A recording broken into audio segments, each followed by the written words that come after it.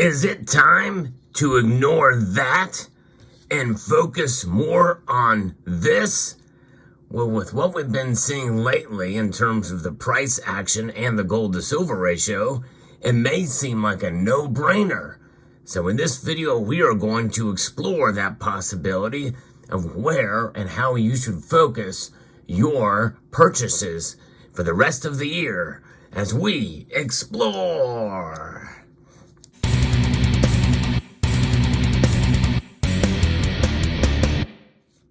The gold to silver ratio has been very high for quite a long time now. In fact, most of us feel that it is wholly undervalued, silver compared to gold. Right now, the gold to silver ratio is sitting at 86-1, and we have seen it actually narrowed down in recent days because of some pretty quick price action that we've been seeing with silver. In fact, if you add the numbers up, essentially, silver has rallied almost 7% from the support level that we've seen, where it fell below $22 an ounce recently. I'm going to be referencing an article here from Niels Christensen that talks a little bit about this, but I have a little bit of a different viewpoint than what the article suggests here. And I think it all boils down to each individual and your personal situation here. Rising inflation pressures have taken their toll on the gold market. While a lot has been thrown at the precious metal, it continues to hold this critical support for now, according to some analysts. Although gold is ending the second week in negative territory, it is entering the weekend well off of its lows. In fact, it is well above $2,000 an ounce right now. And I'm recording this video a day before the markets open. Now, actually, technically, it's hours before the markets open. And it'd be very interesting to see what happens then, as we saw it dip below $2,000 last week. It did not stay there long, though.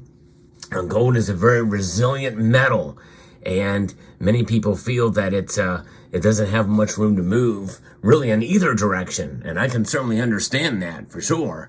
And we, technically here we see it holding off its lows, holding critical support above $2,000 an ounce.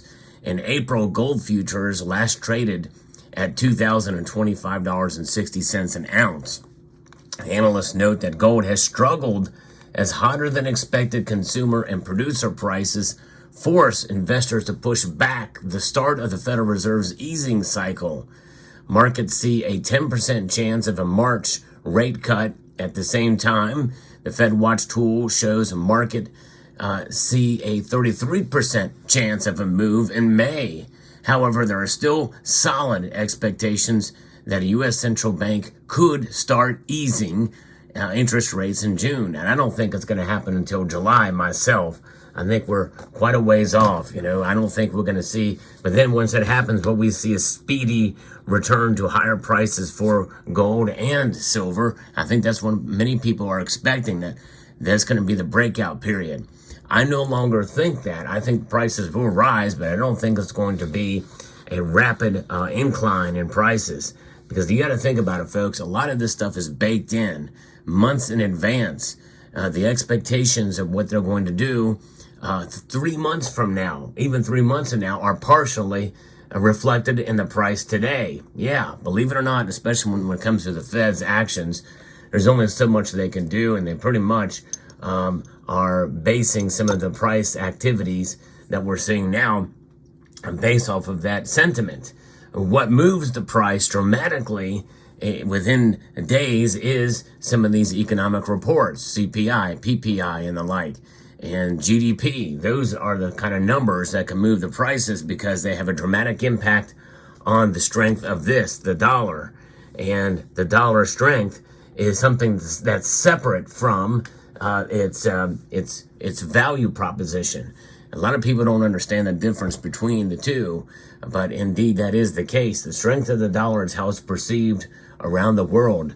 Essentially, it's the faith that the dollar instills among the population, and not just Americans either, no question. So the gold has struggled given this time period and given what's going on, to really make much move above or below. It's kind of hanging in there. That's part of the attractive nature of gold, is that it hangs in there. And that hanging in is one reason why I don't feel like we should abandon it. Ole Hansen, head of commodity strategy at Saxo Bank, said that although gold could see further selling pressure in the near term, he remains bullish on the long term. We have highlighted on several occasions on recent months that both gold and silver are likely to remain stuck until we get a better understanding about the delivery of future U.S. rate cuts. Until the first cut is delivered, the market may at times run ahead of itself at the process of building up rate cut expectations to levels that leave prices vulnerable to a correction. The exact sentiment that I just expressed is what Ole is saying here, and I do agree with that. I think that's one of the reasons why we get some of these big pullbacks and why people don't understand in an era of inflation why gold and silver would go down. It's precisely because of that. Never underestimate these natural market forces, which a lot of those natural market forces rely on psychology, which by its nature is illogical. It defies logic, and that is the sentiment.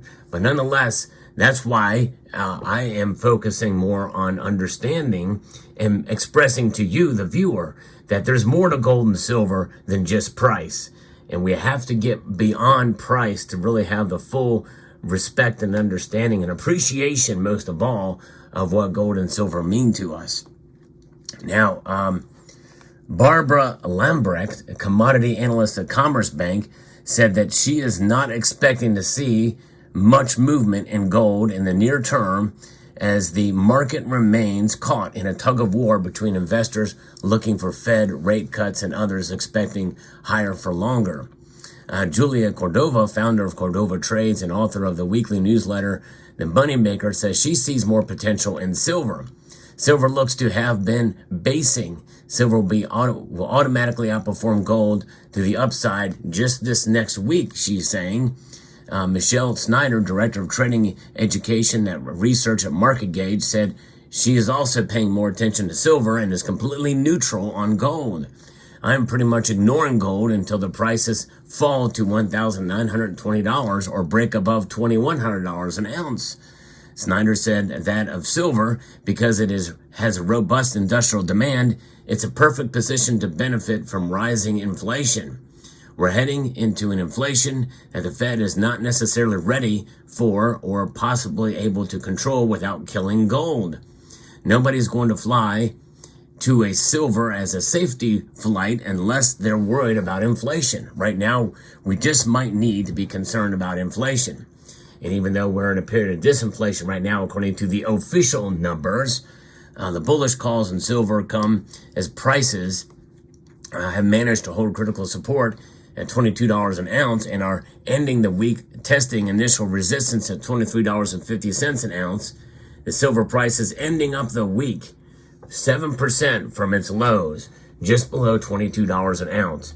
So the overall question then is, well, what should I do? Should we ignore gold and go all in on silver, considering the ratio is high and now starting to see real price action narrowing that ratio? That leaves silver the potential that, yes, if it can do 7% in a week, imagine what it can do in a month if this trend continues. That's the key. That's the real question here. If this trend continues, and is it a trend? Or is this real market activity? Is this something that is finally starting to see silver's recovery and a move to this direction? Well, the answer to that question is nobody really knows. Nobody knows what silver's going to do. In fact, it's such a dramatic move. 7% in 1 week is a pretty big deal for sure. And usually when there's a dramatic increase in a short amount of time, that means that it's reacting illogically based off of psychology. And of course, we know that there's factors that come into play that can move these metals a certain ways. But so quickly, I think that means that we could be set up for a correction back down to the downside again. I'm not saying it's going to happen, but it could happen. And it's happened previously, over the past couple of years, every time we've seen this happen, we've seen silver correct. And so I don't know how long it's going to take. Will it be another week? Will it be another month? In other words, we could see silver continue to go up in increments of 4 or 5% per week, maybe even, until we could see it go up to $26 an ounce, and then something happens, and then boom, it just starts going right back down again at the same pace as before. And then we set ourselves up for yet another period of disappointment, another lull, another little mini bottom of the cup. And these handles are talking about, these cups and handles, well, those handles break. and that seems to be what's happening with silver over the past couple of years, and that has disappointed so many people. Keep your expectations low and keep your hopes muted. That's right. But what we should understand here is with silver and gold is that the price action, especially between the two metals, and the potential, well, it really just kind of disappears. We have to kind of look at a long-term chart to understand how the prices move through the course of that time period. And those time periods just vary depending on when and how you buy. It really boils down to the individual because during these lower price periods of silver, you could have bought at the high points of the low prices and hurt your dollar cost average to where it becomes a losing proposition for you with silver. And even during the time where gold has gone up in price, you very well could have done well there with gold. It just really depends on how and when you buy. And that really is up to the individual. But it's not just about price, folks. So I don't think you should ever ignore gold, because I believe having both metals in your portfolio is important. As a stable store of value, gold has far outshone silver in that regards in terms of its price. But think about it this way.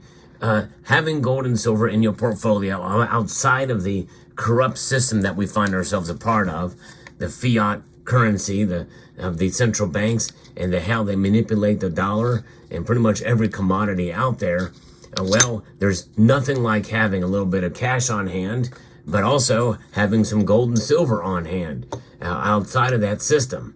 It is money, is designated in Article 1, Section 10 of the Constitution, and so there's that. I think that's just as big an argument to have gold and silver in your portfolio and not ignoring one over the other because of that. So I would say hold on fast, take a look at your own personal gold to silver ratio, and take a look at your own finances and your own budget and make a decision accordingly. I hope you found this video informative, insightful, and educational. I'd like to extend a multitude of gratitude to each and every one of you for watching and encourage you to please rate, share, comment, and subscribe.